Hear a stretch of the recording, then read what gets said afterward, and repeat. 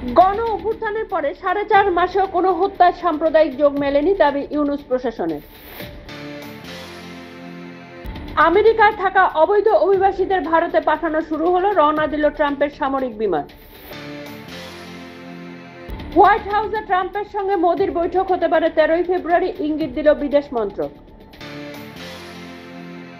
মেক্সিকোর প্রেসিডেন্টের সঙ্গে কথা বলে নরম হলেন ট্রাম্প, 1 মাস বাড়তি শুল্ক থেকে ছাড়।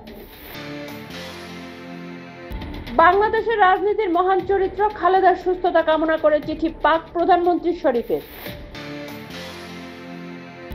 অর্থনৈতিক যুদ্ধ ঘোষণার সমান, ট্রাম্পের বিরুদ্ধে সরব ট্রুডোর উত্তরসূরি দৌড়ে থাকা ফিনল্যান্ডও। গরু চোর সন্দেহ হলে মাঝ রাস্তায় দাঁড় করিয়ে গুলি করা হবে, কর্ণাটকের মন্ত্রীর মন্তব্য ঘিরে বিতর্ক। নির্বিঘ্নেই কাটল কুম্ভে বসন্ত পঞ্চমীর শাহী স্নান, পদপিষ্টের ঘটনার পরে অতি সতর্ক ছিল প্রশাসন।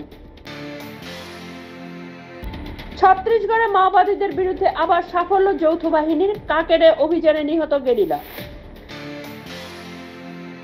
স্ত্রীকে ধর্ষণ খুনের দায়ে জেল খেটেছেন স্বামী, 11 বছর পর আসল দোষীর সন্ধান পেল পুলিশ।